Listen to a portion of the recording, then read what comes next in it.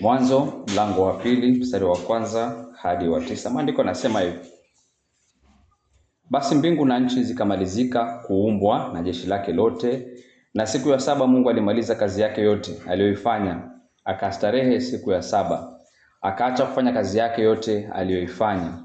Mungu akaibariki siku ya saba, akaitakasa, kwa sababu katika siku hiyo Mungu alistarehe, akaacha kufanya kazi yake yote aliyoiumba na kuifanya.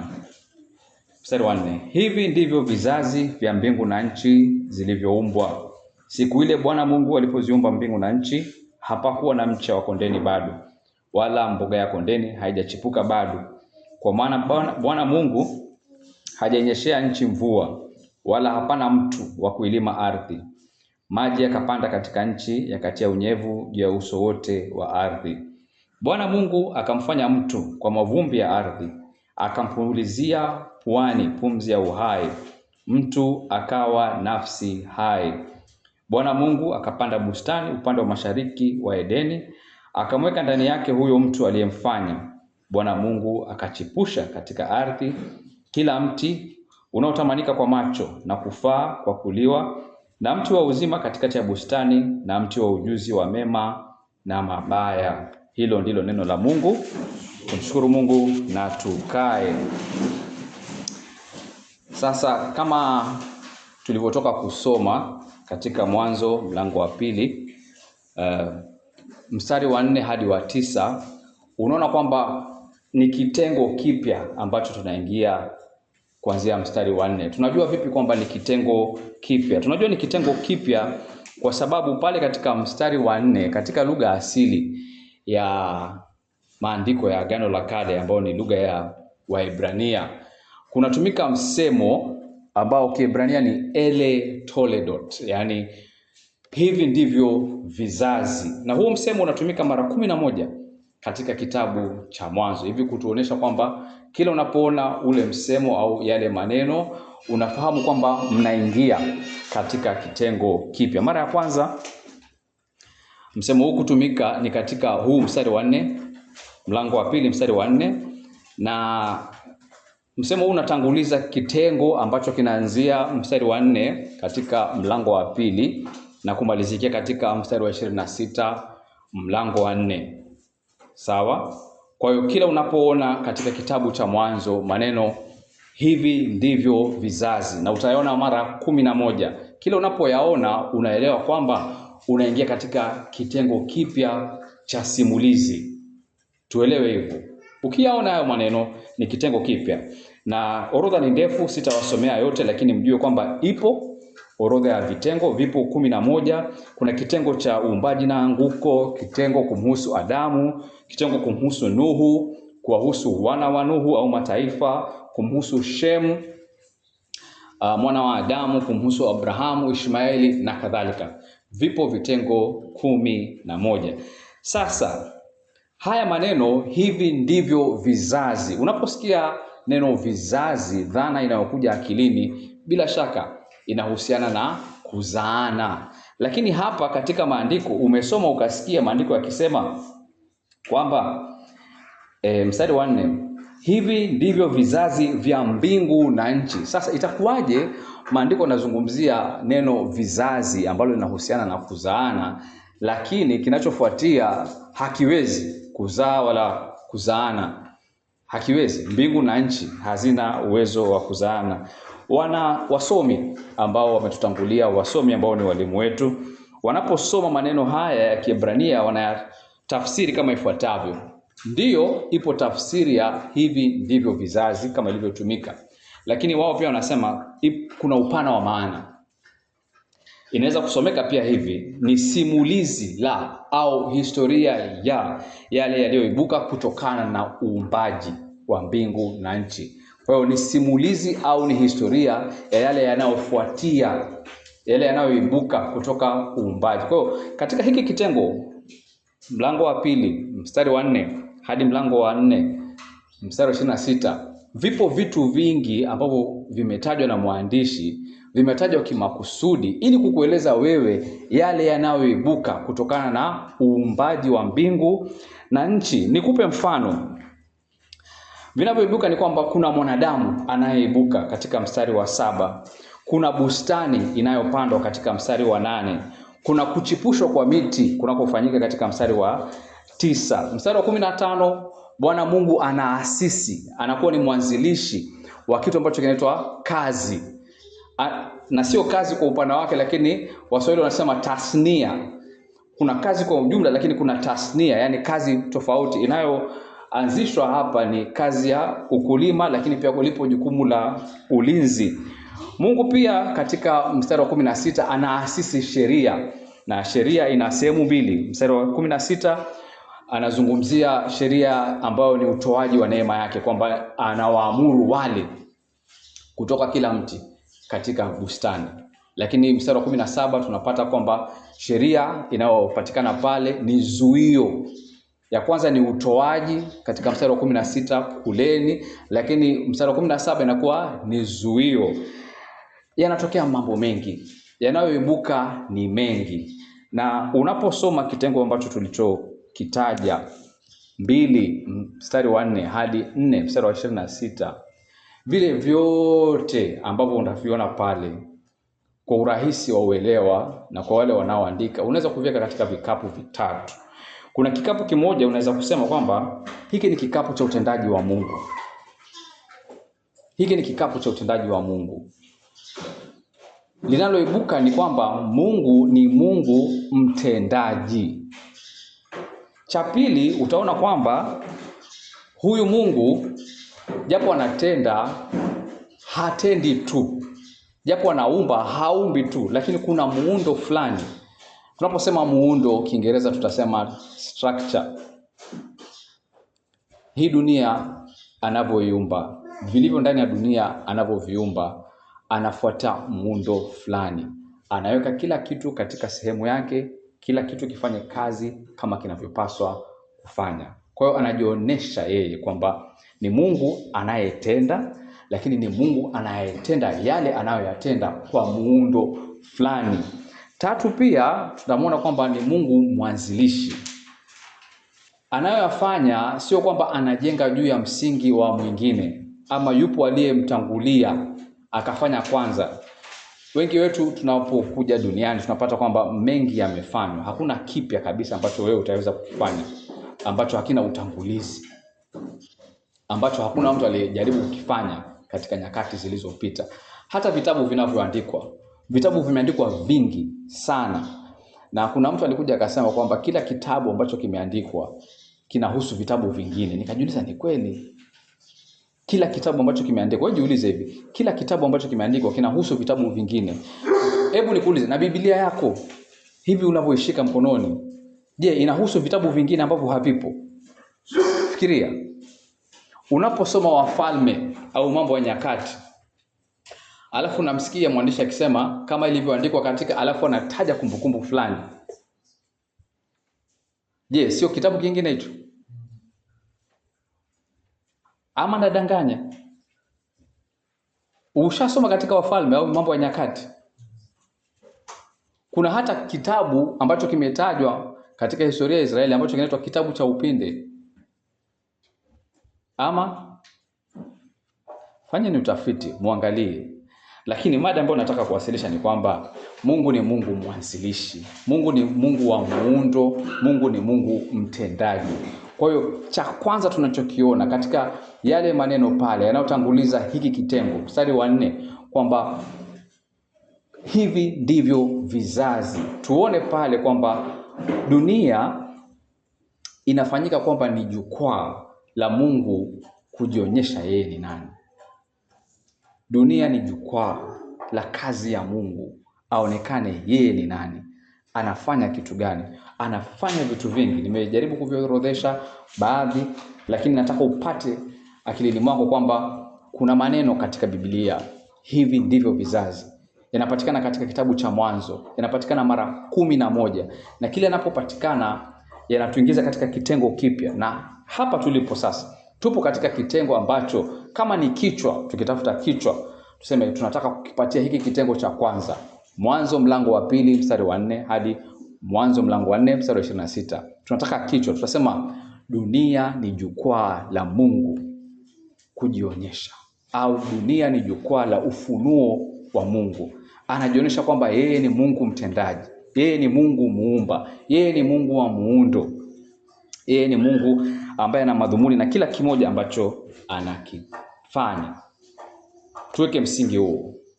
Sasa tukiwa na msingi huo, tukielewa kwamba Mungu amejidhihirisha kwamba yeye ni mtendaji, kwamba yeye ni Mungu wa muundo, kwamba yeye ni Mungu mwanzilishi. Tukiwa na msingi ule, sasa ninaenda kuonesha kitu ambacho kinafanyika katika mstari wa 4 na kuendelea, lakini leo tunazingatia mpaka wa 9 peke yake.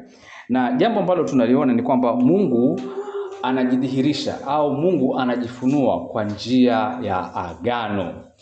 Katika Biblia yako ya Kiswahili ukiangalia,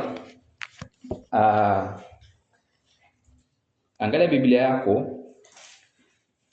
Mungu anaitwa vipi katika Biblia yako kuanzia mstari wa 4?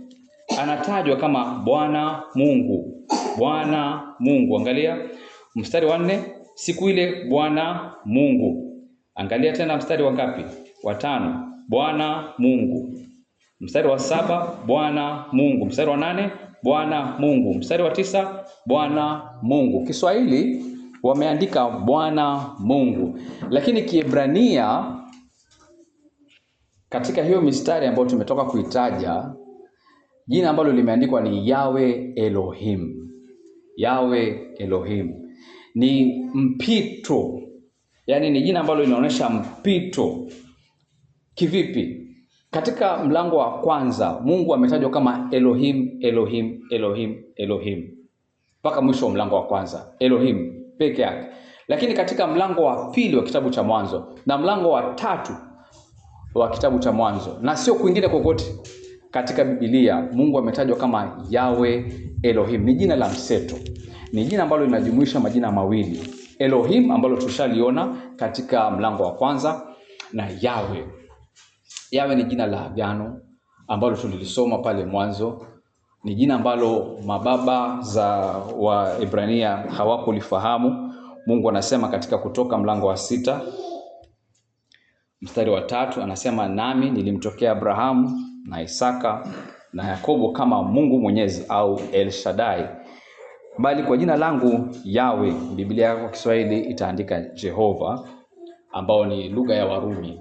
Jehova ni jina ambalo limetokana na lugha ya Warumi, Jehova, lakini Mwebrania angeandika Yahweh. Sikujulikana kwao. Kwa hiyo ni jina linalokuja kwa ufunuo, ni jina ambalo linakuja kwa huyu Musa ambaye ni mjumbe ambaye Mungu anamtuma kwenda Misri na kutekeleza ukombozi wa watu wake. Kumbuka pia hiki kitabu cha Mwanzo kina hadhira fulani. Hadhira ni wale ambao ni wapokezi wa kile kitabu. Wapo katika tambarare za Moabu, wamekuwa na safari ndefu kutoka Misri, wamepitia jangwani, wamezunguka kwa njia ndefu, safari ambayo ingekuwa ni ya siku 11 imechukua miaka 40. Kwa hiyo sasa Musa yupo pale kwenye tambarare za Moabu. Wapo ukingoni mwa nchi ya ahadi, wanasubiri kuingia katika nchi ya ahadi. Kisha sasa kwa ufunuo wa Mungu anaanza kuwasimulia haya, wanayaandika katika vitabu ambavyo tunakuja kuviita Torati. Sasa hiki kitabu cha Mwanzo, hadhira yake, kumbuka, ni watumwa, taifa la watumwa, wametoka katika nchi yenye miungu mingi, Misri, sawa, na sanamu nyingi. Kuna Mungu mwenye kichwa cha paka, kuna Mungu mwenye kichwa cha ng'ombe, kwenye Mungu mwenye kichwa cha simba, na kila aina ya miungu na sanamu, vyote vilikuwa Misri. Wametoka kule, wanakoenda kuingia ni nchi ambayo kama tulivyosoma ina Myebusi, Mperizi, Mkanani, yani mataifa mengi, na miungu pia mingi na sanamu nyingi. Sasa huu mpito ambao tunauona katika jina Yahweh Elohim ni kumwezesha huyu ambaye ametoka kuwa taifa la watumwa, huyu Myahudi, apate uelewa, apate msingi wa kusimama, kujifahamu yeye ni nani na nafasi yake ni ipi katika ulimwengu. Anaelezwa huyu ambaye ni Mungu muumba, Elohim, amekuwa kwako Mungu wa agano, Yahweh Elohim.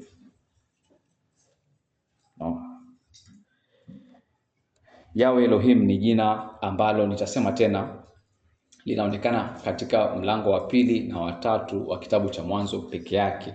Halionekani tena katika maandiko. Yawe Elohim, hakuna pengine ambako utaliona. Hili jina linamfanya Myahudi kujielewa yeye ni nani. Hili jina ndilo msingi wa uhusiano wa Mungu na hili ambalo lilikuwa ni taifa la watumwa linaenda kufanyika taifa teule. Ni kitu cha ajabu nilikuwa nakiangalia na shangaa kwamba kabla ya Mungu kutoa zile amri 10, kabla hajazitamka zile amri 10 katika kitabu cha Kutoka mlango wa 20 mstari wa 2, Mungu ambaye anajionyesha hapa kwamba yeye ni Mungu wa agano, anasema mimi ni Bwana Mungu wako. Anatumia mfano tofauti kidogo wa lile jina la pale mwanzo, Yawe Elohim. Kiyahudi atasema Yawe Eloheika badala ya kusema Elohim, Yawe Eloheika. Yaani mimi ni Bwana Mungu wako. Kwa hiyo kinachofuata Torati, mimi ni Bwana Mungu wako. Katika mambo ya Walawi, chunguza, fanya utafiti wako, utapata kwamba kila anapotoa amri mara nyingi tena na tena na tena anamkumbusha Myahudi kwamba mimi ni Bwana Mungu wako. Kwa hiyo na tunaposoma vile tunaona kwamba anajifunua kwamba yeye ni Mungu muumba, lakini Mungu muumba ulimwengu wote amelichukua taifa dogo, taifa la watumwa, amelikomboa na sasa anaenda kuingia katika maagano na hili taifa na kulifanya mboni ya jicho lake. Kiswahili mnasema hivyo, mboni ya jicho lake. Wewe unasemaje? Biblia Kiswahili inasema mboni ya jicho. Nikisema mboni ya jicho unanielewa? Kwamba ni kipenzi. Ni kitu unachokipenda, unakienzi. Kwa anachukua taifa la watumwa.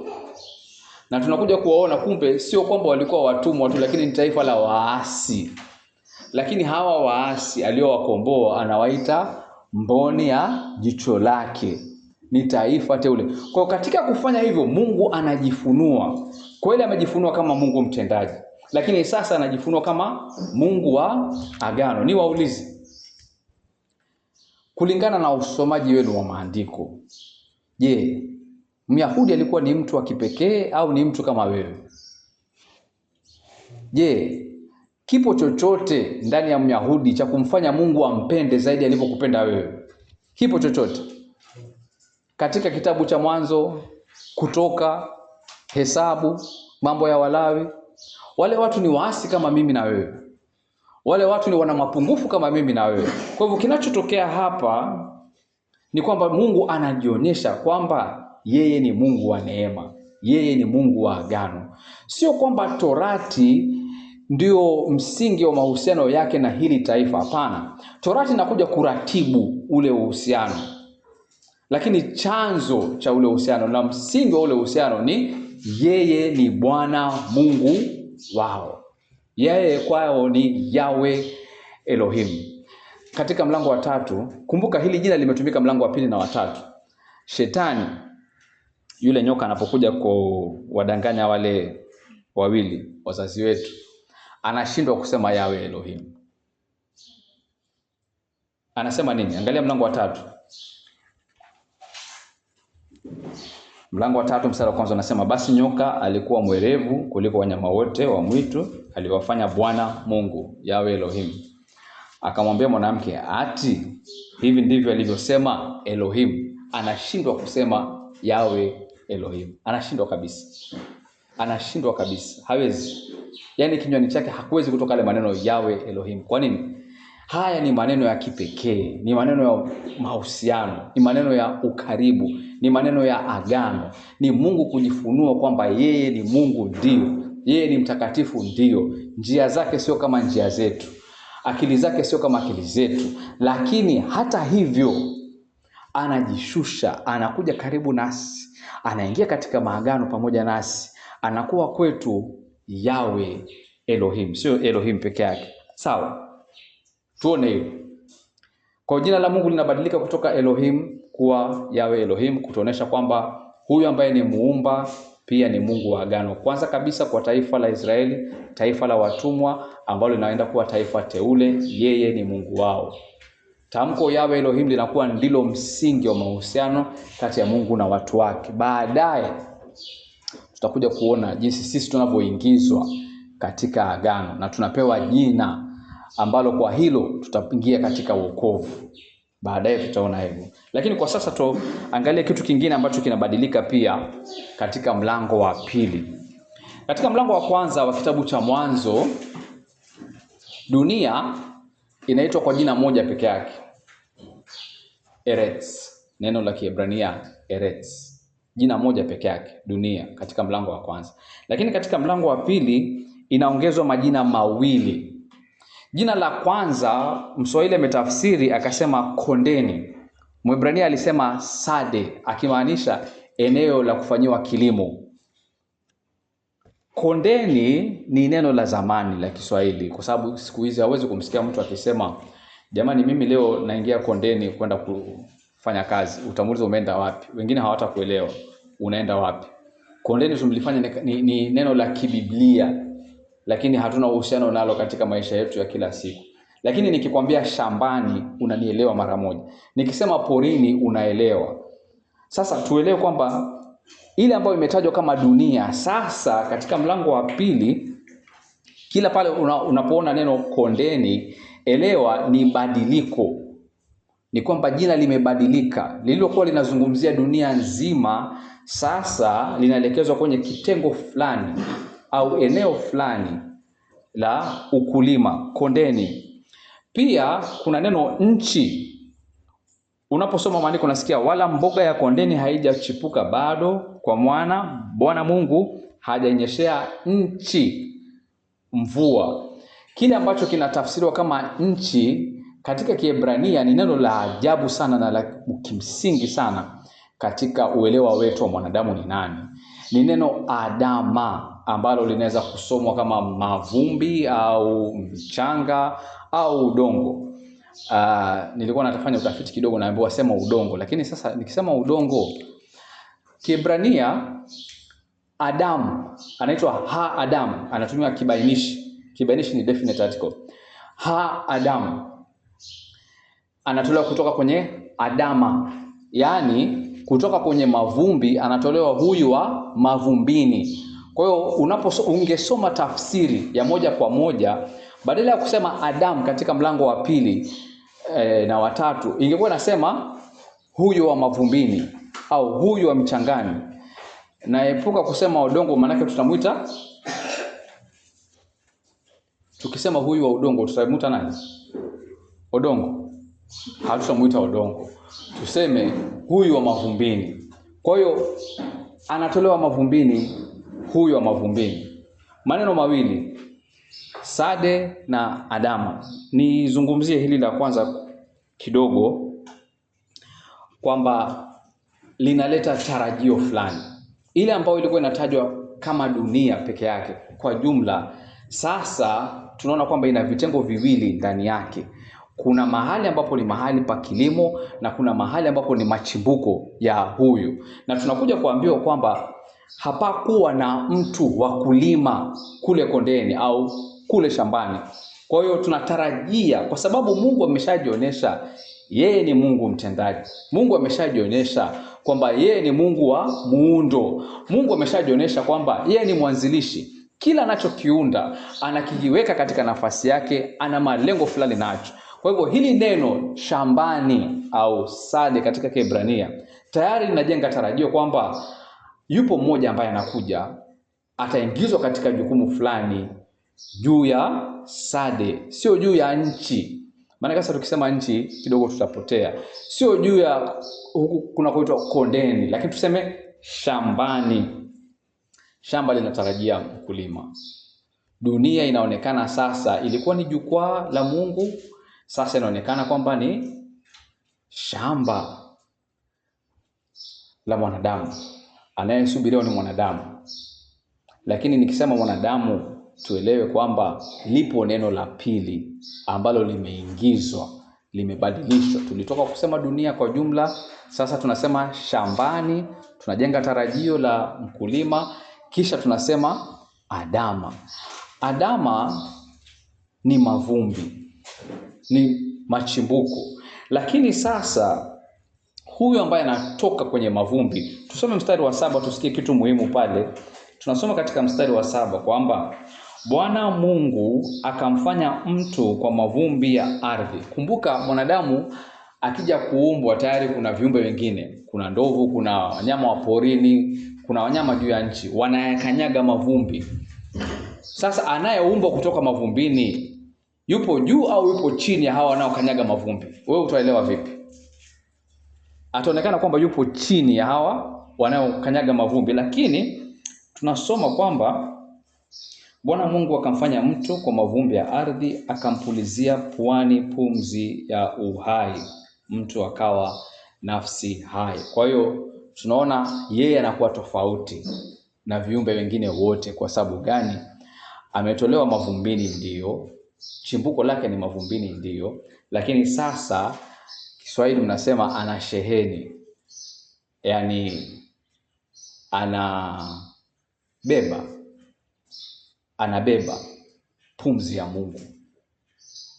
Na katika mlango wa kwanza tumeona kwamba ameumbwa katika mfano wa Mungu. Kwa hivyo huyu anakuwa na nafasi ya kipekee. Lakini kumbuka, katika lugha hii ya Kiebrania siku zote wakisoma Adamu wanasikia wa mavumbini. Yule wa mavumbini ametolewa katika mavumbi.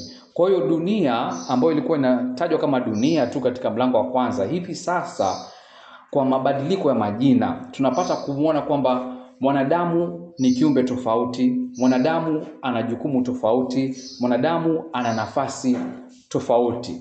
Na katika kuyaona haya tunazidi kuona busara ya Mungu, akili za Mungu, nia ya Mungu katika uumbaji. Ameumbwa kutoka mavumbini, wanyama wanakanyaga mavumbi, lakini sasa anakuwa ni mtawala pamoja na Mungu.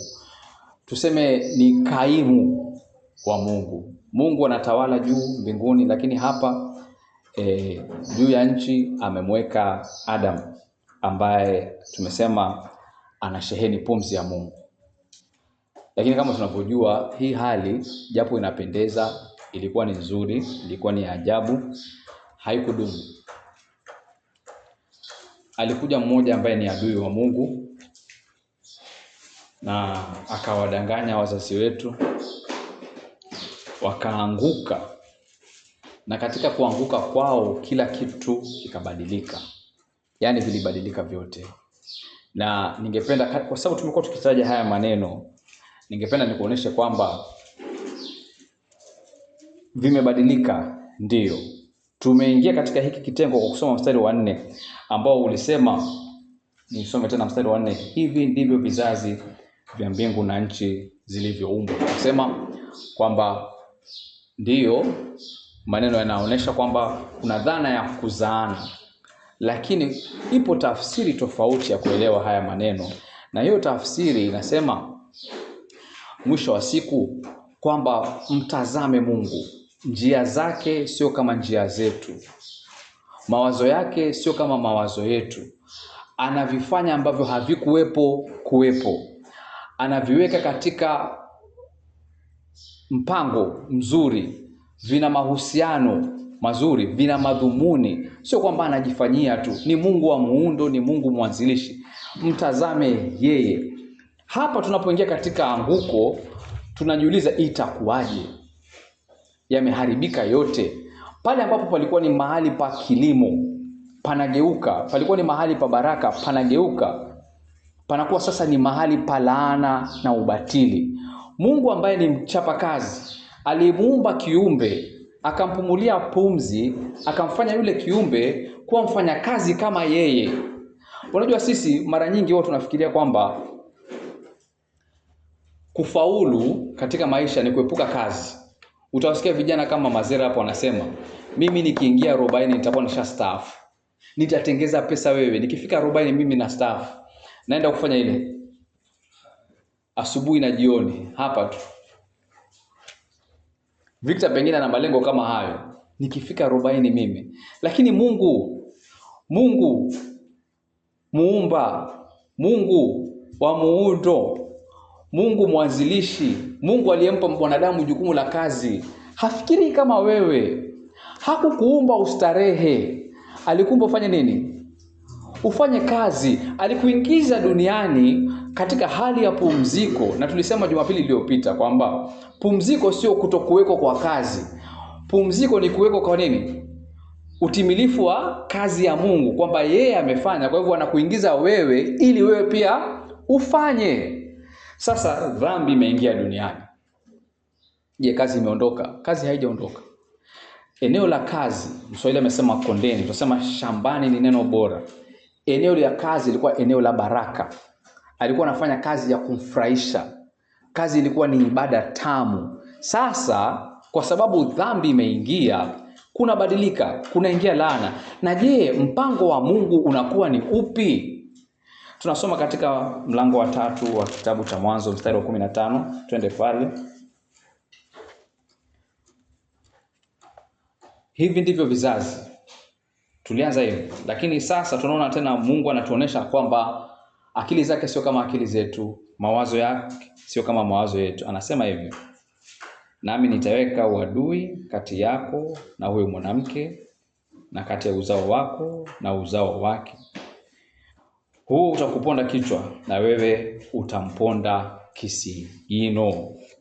Na niseme ndio ahadi ya kwanza ya Injili. Tumetaja mara nyingi hapa kanisani kwamba Mwanzo mlango wa 3 mstari wa 15 ndio mwanzo wa Injili. Na mwanzo wa Injili unavyoisikia hapa, inaelezwa katika hali ya mapambano, kwamba kuna kupondana, kuna uadui kati ya nyoka na huyu ambaye ni mbegu ya mwanamke. Nyoka atamponda kisigino, lakini huyu ambaye atakuwa ni mbegu ya mwanamke atamponda huyu nyoka. Na ni kweli baada ya anguko mambo yanabadilika duniani. Eneo la kazi linaingia ubatili, linaingia laana. Adama, kumbuka lile jina Adamu. Haya majina ni muhimu katika ile simulizi. Jina Adamu lilimaanisha mavumbi au mchanga au dongo, kwamba huyu ametolewa mavumbini lakini akapumuliwa pumzi ya Mungu. Ameumbwa katika mfano na chapa ya Mungu. Kwa hiyo anakuwa na nafasi ya kipekee. Adama inakuwa ni himaya au eneo lake la utawala. Yeye anatawala kama kaimu wa Mungu, kwa sababu anasheheni pumzi ya Mungu na uso wa Mungu upo juu yake. Huyu aliyetolewa mavumbini. Lakini sasa dhambi imeingia. Dhambi inabadilisha kitu gani? Inabadilisha kitu kifuatacho. Mavumbi ambayo yalikuwa ni machimbuko ya mwanadamu yanakuwa sasa ndio hatima yake. Katika hukumu wanaambiwa nini? Wewe ulitoka wapi? Mavumbini. Na utarudi wapi? Mavumbini. Sasa lakini kumetolewa ahadi hapa kwamba atakuja mmoja atakayemponda huyu aliyeleta mauti katika ulimwengu. Anapokuja, anakuja akijiita jina fulani. Ni jambo la ajabu ukimsikiza Yesu Kristo katika vile vitabu vya Injili. Anajiita vipi? Watu wanamuita majina mbalimbali, lakini yeye mwenyewe anajiita vipi? Anajiita mwana wa Adamu. Hamaanishi kwamba yeye ni mwanadamu tu. Ndiyo, Yesu ni Mungu, Yesu ni mwanadamu kwa wakati ule ule mmoja. Lakini anajiita mwana wa Adamu, akileta akilini kwa hilo jina ile picha ya mwana wa Adamu wa Danieli 7. Mnamkumbuka yule? Katika maono ya usiku Danieli 7, nabii anamuona mzee wa siku. Mungu anamuita mzee wa siku, amekaa kwenye kiti cha enzi. Anakuja mmoja kwenye mawingu ya mbingu, anayeonekana kama mwana wa Adamu. Lakini huyu mwenye muonekano wa huyu wa mavumbini, kumbuka jina lile, huyu wa mavumbini, katika mbingu ambako viumbe walio mbinguni hauwezi kuona kwa macho. Katika kule mbinguni anatokea mmoja kama sisi. Mmoja kama sisi, anafanana na sisi. Anakuja kwa mzee wa siku, analetwa karibu wa mzee wa siku. Anapokea utukufu, anapokea uweza, anapokea ibada. Hakuna yeyote anayestahili kupokea ibada isipokuwa Mungu. Kwa hiyo katika historia wa Yahudi, katika theolojia wa Yahudi, waliposoma Danieli 7, walipata tatizo kubwa kuelewa huyu ni nani. huyu ni yupi anayekuja kwa mfano wa yule wa mavumbini, lakini anakaa pamoja na mzee wa siku, anapokea ibada pamoja na mzee wa siku. Mzee wa siku tunamjua, huyu ndiye Mungu wa agano, huyu ndiye Mungu wa Kutoka, huyu ndiye Mungu muumba. La, huyu wa mavumbini ni nani? Unaona, na kwa tatizo kubwa. Lakini sisi tunamjua kwamba ni Bwana Yesu Kristo, wa pili katika utatu wa Mungu, kajivika mwili, akashuka, akaja kaingia katika mapambano. Nataka tuwe na ile dhana kwamba mambo yamekwenda mrama katika Anguko mlango wa 3. Nyoka amekuja, ameshindwa kulitamka lile jina Yahweh Elohim, kwa sababu ni jina la mahusiano ya ukaribu, agano na upendo. Ameyavuruga yote. Lakini upendo wa Mungu unadumu. Neema ya Mungu inadumu kwa sababu anatoa ahadi. Anashuka huyu mwana wa Adamu. Yesu Kristo anajirejelea, wanasema takriban mara 80 kama mwana wa Adamu, mwana wa Adamu, mwana wa Adamu. Ili Myahudi akimsikia asikie Danieli 7 ndio mimi, Danieli 7 ndio mimi, Danieli 7 ndio mimi, Danieli 7, kile kitendawili cha Danieli 7 ndio mimi. Mara tena na tena na tena.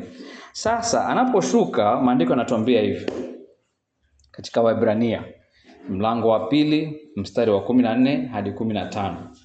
Waebrania mstari wa 2 mlango wa 2 mstari wa 14 hadi wa 5. Basi kwa kuwa watoto wameshiriki damu na mwili, yeye naye vivyo hivyo alishiriki yayo hayo, ili kwa njia ya mauti amharibu yeye aliyekuwa na nguvu za mauti, yani Ibilisi, awaache huru wale ambao katika maisha yao yote kwa hofu ya mauti walikuwa katika hali ya utumwa. Kwa hiyo kumbuka ile lugha tuliyosema pale mwanzo kwamba hadhira asili ya kitabu cha Mwanzo ni taifa la watumwa, ambalo sasa linaenda kuwa taifa teule, kwa sababu aliyekuwa Mungu muumba katika mlango wa kwanza wa kitabu cha Mwanzo amejifunua. Sio kwamba tu ulimwengu ni jukwaa lake ambapo yeye ni muumba, mwanzilishi, Mungu wa muundo, lakini sasa anajionyesha kwa hii hadhira ya hao waliokuwa watumwa kwamba mimi ni Mungu wa agano. Mimi ni Mungu ambaye nimewapenda kwa sababu nimechagua kuwapenda. Sio kwamba mnastahili, sio kwamba mna uzuri wowote ndani yenu, lakini mimi ni Mungu wa agano, Yahweh Elohim. Amejifunua hivyo. Sasa kumbe kuna utumwa wa minyororo na kufanyishwa kazi, alafu kuna utumwa unaitwa vipi huu? Utumwa wa hofu ya mauti. Unaweza ukamkomboa mtu kutoka kwenye utumwa wa minyororo, lakini akawa bado ni mtumwa kwa sababu akili zake, nafsi yake ipo chini ya utawala wa dhambi. Kumbuka Adamu alipoinuliwa, huyu wa mavumbini, akapokea pumzi ya Mungu, alifanyika mtawala pamoja na Mungu, akawa ni naibu wa Mungu hapa duniani, mtawala naibu hapa duniani. Lakini alipoanguka pia aliyapoteza mamlaka. Ndio maana katika Agano Jipya unasikia mara nyingi shetani anaitwa mtawala. Anakuwaje mtawala huyu? Ndio Mungu ndio mtawala mkuu, lakini hapa duniani mbona ameingia katika nafasi ya mamlaka huyu Ibilisi? Ni kwa sababu aliyepewa nafasi ya unaibu alianguka. Sasa amekuja huyu mwana wa Adamu, mbegu ya mwanamke, ameingia katika mapambano. Maandiko yanasema ili kwa njia ya mauti amharibu yeye aliyekuwa na nguvu za mauti, na usibahatishe, yani Ibilisi. Kwa hiyo ndugu zangu, niwaambie kwamba njia moja ya kuelewa wokovu ni kwamba pale ambapo Adamu yule wa mavumbini alipofeli, akabadilisha shamba kuwa mahali sio pa baraka tena, pa laana, akapoteza utawala ule unaibu aliopewa na Mungu, anakuja huyu ambaye ni mwana wa Adamu, ambaye ni Adamu wa mwisho, ambaye alionekana nabii na nabii Danieli akimjia mzee wa siku. Huyu anakuja, anaingia katika mapambano. Shetani au nyoka anamponda pale msalabani. Anaponda kweli, kwa sababu Kristo anakufa kweli. Haikuwa kitu kwa watoto, kulikuwa kuna kipindi kinaitwa Kiini Macho. Nakumbuka kipindi kama hicho. Kama unakumbuka kiini macho, wewe ni mzee. Sema mimi ni mzee. Kama uliangalia TV ukaona kiini macho, wewe ni mzee. Wazee wenzangu, kulikuwa na hicho kipindi kiini macho. Hapa tunapozungumzia msalaba, sio kiini macho. Alipondwa kweli, alipigwa kweli, aliumizwa kweli, alikufa kweli, lakini kwa sababu huyu ni mwana wa Adamu wa Danieli 7, kwa sababu huyu ni wa pili katika utatu, kwa sababu huyu hana dhambi. Dhambi ilimwangusha yule wa mavumbini, Adamu. Lakini huyu wa Danieli 7, dhambi aliishinda. Alipambana na dhambi tangu kuingia duniani hata mpaka msalabani. Unamkumbuka Gethsemane, Luka 22, akiufikiria msalaba. Adamu alisimama chini ya mti. Ule mti, na tutauzungumzia Jumapili ijayo, ule mti ulikuwa sio tofauti na mti mwingine wowote katika ile bustani. Ulikuwa una muonekano mzuri wa kuvutia, na pia chakula chake kilionekana ni kizuri na kinachofaa kama chakula, kama mti mwingine wowote. Ule mti ulikuwa umesimama kando ya mti wa uzima. Mti wa uzima, tunda ule uishi. Huyu mti, tunda ule ufe. Nilikuwa tunazungumza na Alfred jana. Tunastaajabu. Wewe unaambiwa hii miti mingine yote chukua ule ushibe, huu chukua ule uishi, huu sile, kila ni mauti. Inakuwaje unajipeleka kwenye ule mti wa mauti, unasimama pale, unamsikiza nyoka, unachukua unakula? Una shida gani wewe mwanadamu? Unamwangalia unashangaa, lakini wewe umeishi vipi wiki iliyopita? Nikuulize. Si umefanya hivyo? Si Mungu amekwambia chukua ule uishi? Umechukua? Umechukua? Hapana. Wewe ulivyokimbizana navyo vinakupeleka wapi? Kuna swali ambalo ningependa tulitafakari. Chukua siku ya Ijumaa. Unaona siku ya Ijumaa? Fikiria vile vitu ulivyofanya siku ya Ijumaa. Ukavifanya hivyo vitu kila siku ya maisha yako, mwisho wako utakuwa wapi? Au panua kidogo, chukua wiki iliyopita ulivyoishi. Unaona hiyo wiki ilivyoishi? Ile wiki Kiingereza tukasema copy paste miaka 50 na ukuja. Wewe utakuwa wapi? Je, utakuwa karibu na Mungu? Utakuwa tajiri? Utakuwa na furaha katika maisha yako? Sasa mbona unamshangaa huyu kwamba alipewa mti wa uzima na mti wa mauti akakimbilia mti wa mauti? Mbona unamshangaa? Lakini pia si umshukuru Mungu kwamba alimtuma huyu mwana wa Adamu akaingia katika mapambano kwa niaba yako, kwa niaba yangu, akashinda dhidi ya dhambi, akamshinda yule muovu, akatushindia sisi utii mkamilifu chini ya Torati, akatugeuza sisi ambao tulikuwa ni watumwa wa dhambi. Hatukufungwa minyororo. Sidhani kama kuna mtu pale kuwa mtumwa wa kufungwa minyororo, lakini sisi sote kwa wakati mmoja au mwingine tulikuwa watumwa wa dhambi. Situmshukuru Mungu kwa ajili ya Yesu Kristo kwamba hii leo, japo unajiingiza katika dhambi, japo kuna yale mapigano ya kila siku dhidi ya dhambi, unao uhakikisho kwamba utamwona Mungu. Kwa nini utamwona Mungu? Kwa sababu ya Yesu Kristo. Kwa nini umuone Mungu? Kwa sababu ya mbegu ya mwanamke. Kwa nini umuone Mungu? Kwa sababu huyu wa Danieli 7 ameshinda. Inamisha kichwa chako, mshukuru Mungu kwa hayo uliyosikia, kisha tutaomba kwa pamoja.